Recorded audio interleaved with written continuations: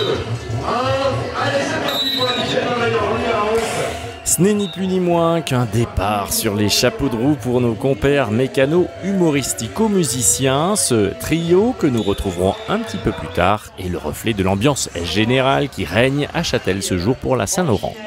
Après la célébration, le matin même, suivi de la procession de Laurent dans les rues du village, le défilé des chars reste sans conteste l'un des points d'orgue des festivités. Les chars, ils sont magnifiques. Tout le monde est content, il y a une bonne ambiance, c'est bien quoi. Encourager toutes les associations qui font les chars, entre autres mon mari qui en faisait tous les ans. Et puis bon, maintenant, l'âge venant, il n'en a plus fait, mais c'était vraiment très important pour moi de participer. Pour les enfants, voilà, parce que c'est de l'animation, parce que c'est sympa. Et le beau temps. Non, c'est sympa, il y a plein de monde, il y a plein de couleurs, des belles décorations. J'aime bien l'ambiance, le bruit, les gens qui sourient, la musique, les chars. Voilà donc de bonnes raisons pour ne manquer sous aucun prétexte ces festivités de village qui se préparent depuis quelques semaines. En fait, c'est surtout un petit clin d'œil au fait que dans quelques années, on va se rapprocher du pays d'Évian. On fait partie du conseil municipal. 4 ou 5 personnes qui ont travaillé dessus. Il faut trouver les gens pour monter sur le char aussi, parce que c'est pas toujours évident. Il faut pas beaucoup de matériaux, pas beaucoup de matériaux pour faire ce char. Il faut juste un peu de motivation, c'est tout.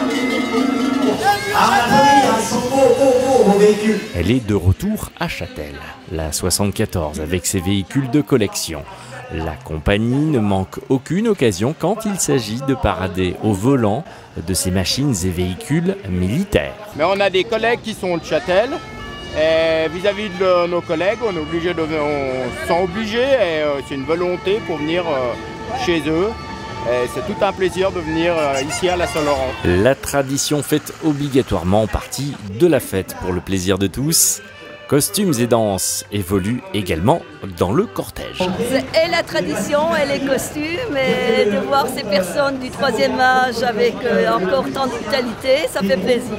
Des traditions qu'on essaie de perpétuer, mais bon, il n'y a pas beaucoup de jeunes qui dansaient. Comme un bonheur n'arrive jamais seul et parce que Châtel est également jumelé avec beaucoup de villes et villages à travers différentes régions et nations, voici quelques produits qui nous arrivent directement d'Alsace. Le Rofcourt, c'est une pâte à brioche, c'est ouvert avec une masse amande, sucre, cannelle, crème fraîche. Le Landlof, c'est une pâte pareille que ça, mais avec de la cannelle dedans. Et il y a des petits touloufs sucrés, à salés donc avec des noix et des lardons rissolés qu'on met dans la pâte.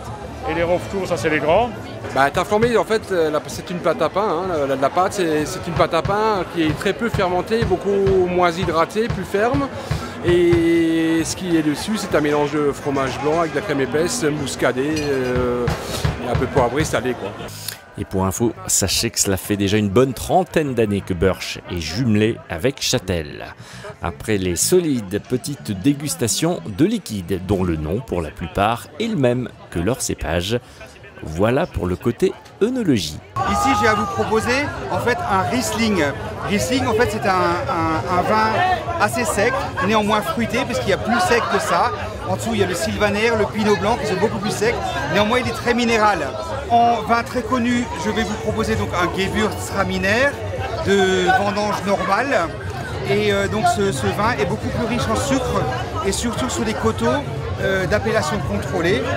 Nous aurons le rouge de Saint-Léonard qui est en fait un pinot noir mais travaillé en Alsace, donc c'est le même cépage qu'en Bourgogne et on peut avoir aussi la même vinification, c'est-à-dire en barrique.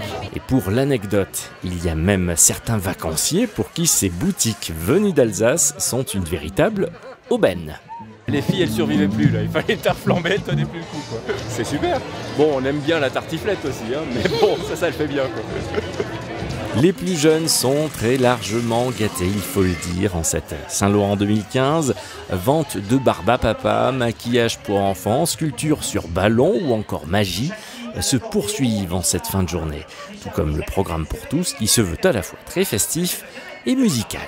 Nous aurons un concert sur la place de l'église, concert pendant l'horaire de l'heure de l'apéro, on va dire, avec le groupe Bullrock Legacy sur la place. Et ensuite, on poursuivra dans la salle La Châtelaine, puisqu'il y aura le repas par le ski club, filet de perche, vraiment traditionnel, hein, filet de perche, frites, fromage d'abondance, et bien sûr le dessert et le bal qui se fera avec les choukas. Bref, que du bon pour cette journée faite d'animation aussi quantitative que qualitative. Résultat de la journée, une ambiance de fête pour une fréquentation exceptionnelle. Il est temps à présent de faire le bilan de cette Saint-Laurent 2015 qui reste avant tout bon enfant. C'est tout le village qui se réunit, qui se rencontre pour l'animer, pour festoyer. Et les barrières tombent. Elles tombent au travers du déguisement, des costumes traditionnels, de la musique. Et on se rencontre en amont pour la préparer. On échange, chacun dans le rôle de la fête. Et son identité personnelle est effacée au profit de la festivité, au profit de la convivialité, des couleurs et de la bonne humeur. A noter que dans quelques jours, le village de Châtel est à nouveau en fête, non pas dans ses rues, mais au cœur des alpages. Rendez-vous donc le 23 août à Plaine-Drance et sur le www.chatel.com pour tout connaître du programme. On se quitte en musique et c'est le cadeau bonus de cette Saint-Laurent édition 2015.